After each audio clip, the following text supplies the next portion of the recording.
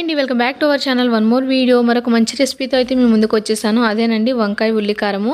గుత్తి వంకాయ, నార్మల్ వంకాయ, ఏ వంకాయతో అయినా ఇలా ప్రిపేర్ చేసుకోవచ్చు అనమాట.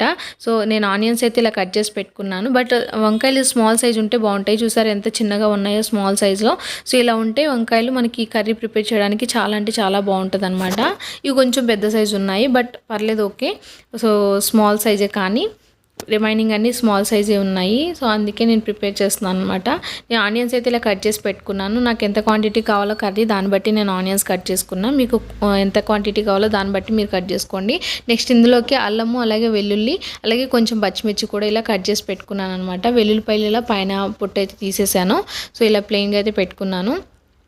అలాగే నెక్స్ట్ వచ్చేసి ఒక బౌల్ పెట్టుకుని అందులో లైట్గా కొంచెం ఆయిల్ అయితే యాడ్ చేసుకున్నా ఆనియన్స్ అన్ని ఫ్రై చేసుకోవడానికి. కట్ చేసి పెట్టుకున్న ఆనియన్స్ని అయితే ఇలా ఒకసారి బౌల్లో వేసేసుకున్న ఆయిల్లో మిక్స్ చేసుకోవాలండి. బ్రౌన్ కలర్ వచ్చేంత వరకు అయితే మిక్స్ చేసుకోవాలి. ఇలా కలుపుతూ మధ్య మధ్యలో ఉడికించుకుంటూ ఉండాలి.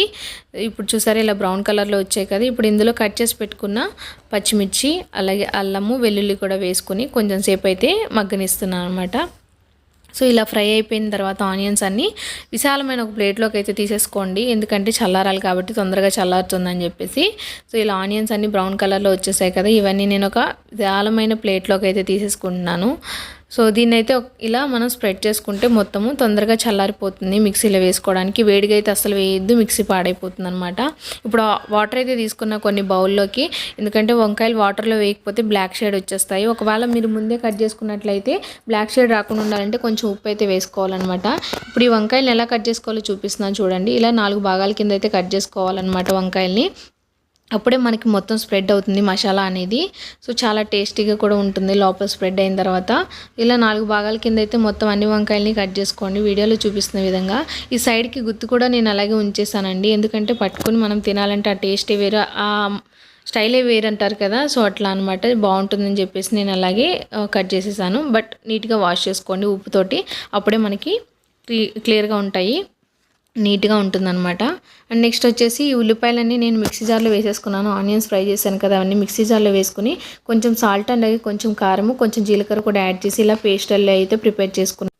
ఇందులో నేను వాటర్ అయితే ఏమి యాడ్ చేయలేదండి, డైరెక్ట్ మిక్సీ పట్టేసాను అంతే. ఇలా నా కన్సిస్టెన్సీ అయితే ఇలాగే వచ్చింది. సో ఇప్పుడు ఈ వంకాయల్లో ఈ పేస్ట్ అనేది, ఈ మసాలా అనేది ఇందులో పెట్టుకోవాలన్నమాట. సో మొత్తం అప్లై అయ్యేటట్టు పెట్టుకోండి క్లియర్గా. సో వీడియోలో చూపిస్తున్నాను చూడండి, ఆ మాదిరిగా అయితే మీరు అందులో మసాలా అయితే పెట్టుకోవాల్సి ఉంటుంది. ఇలా అన్ని వంకాయలని నేను మసాలా అయితే పెట్టేశాను. ఇలా ఒక బౌల్లోకి అయితే కొంచెం ఆయిల్ ఎక్కువ యాడ్ చేసుకుని అందులో వంకాయలన్నీ వేసుకుని 1 by 1 దానిపైన ఆనియన్స్ కూడా వేసుకుని నేను కుక్ చేసుకుంటున్నాను అనమాట. ఆనియన్స్ ఇంకొంచెం యాడ్ చేస్తే ఏంటంటే కొంచెం గ్రేవీగా కూడా ఉంటుంది అండ్ బాగుంటుంది అనమాట ఫ్లేవర్ కూడా. సో ఇలా ఆనియన్ పీసెస్ని అయితే మొత్తం ఇలా స్ప్రెడ్ చేసుకుంటూ కొంచెం కొంచెం యాడ్ చేసి, అందుకే పైన ఆనియన్స్ వేసి అలా మూత పెట్టేశాను. పైన కూడా ఆనియన్స్ మగ్గిపోయాయి అండ్ వంకాయలు కూడా మగ్గుతున్నాయి, అడుగునంతా మగ్గిపోయింది. పైన కూడా ఇప్పుడు మగ్గాలి కాబట్టి అవన్నీ నేను కొంచెం దాని టర్న్ తిప్పాను అనమాట. స్లోగా కలుపుకోవాలి వంకాయలు అనేవి, ఎందుకంటే చాలా స్మూత్గా ఉంటాయి కదా.